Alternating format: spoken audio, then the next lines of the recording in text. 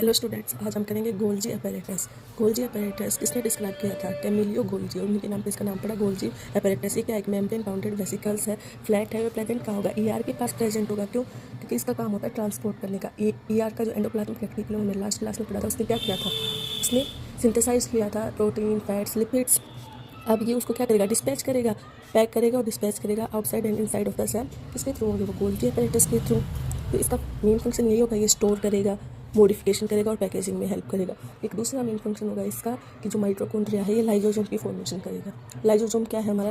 Lysosome एक membrane bounded set field, इससे field है वो डाइजेस्टिव एंजाइम्स। इसके पास लाइसोसोम है, इसके पास क्या होंगे? इसके खुद के डाइजेस्टिव एंजाइम होंगे।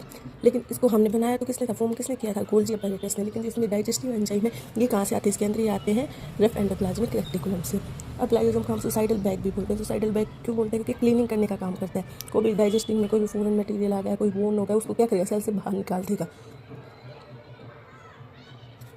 लाइसोसोम क्या करता है? ब्रेक डाउन कर देता है वो ऑर्गेनिक मटेरियल का। और ये ब्रेक डाउन किसके हेल्प से होता है? क्योंकि इसके पास क्या होता है? Strong digestive enzyme. और ये लाइसोसोम क्या होगा? ब्रस्ट हो जाएगा और एंजाइम डाइजेस्ट कर लेंगे। इससे क्या हो जाएगा? लाइसोसोम्स को सुसाइडल बैग भी बोला जाता है। नेक्स्ट है माइटोकॉन्ड्रिया। माइटोकॉन्ड्रिया को हम क्या बोलते हैं? Power house of the cell. क्यों? क्योंकि इसके पास जितनी हमें एनर्जी चाहिए, एटीपी की फॉर्मेशन होती है। एटीपी क्या है? हमारी करेंसी। जैसे हम कहीं भी सामान लेना हो तो हमारे लिए पैसे रुपए चलेंगे, वैसे ही क्या होगा? अगर हमें कोई भी काम करना हो, उसमें एनर्जी खर्च होगी, वो एनर्जी कहाँ से आएगी? माइटोकॉन्ड्रिया फॉर्म करेगा। अब तक हमने जो पढ़े थे वो थे सिंगल मेम्ब्रेन, लेकिन अब हमारे माइटोकॉन्ड्रिया क्या है? हमारा एक डबल मेम्ब्रेन स्ट्रक्चर है, जिसमें क्या होगा? आउटर मेम्ब्रेन होगी वो तो पोरस होगी, और जो इनर मेम्ब्रेन होगी वो क्या होगी? डीपली फोल्डेड होगी। तो ये जो डीपली फोल्ड होगी, इसका क्या काम होगा? कि ये इंक्रीज करेगी सरफेस एरिया। किसके लिए? For generating ATP. उसके लिए एटीपी बनाने के लिए क्या करेगी? एरिया, सरफेस एरिया इंक्रीज करेगी। इससे क्या होंगे कि है ना, एनर्जी किस लिए चाहिए? क्या उसके हमारी बॉडी में केमिकल एक्टिविटीज हो जाती है, हमारी बॉडी की लाइफ को चाहिए।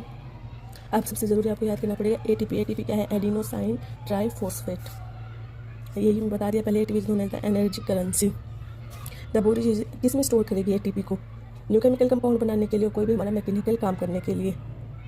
और दूसरी बात है डबल मेम्ब्रेन थे। दूसरे कहते हैं इनके पास क्या होगा? माइटोकॉन्ड्रिया के पास their own DNA and ribosomes. तो माइटोकॉन्ड्रिया क्या करेगा? अपने खुद के प्रोटीन बना सकते हैं, क्योंकि इसके पास क्या है? खुद का डीएनए।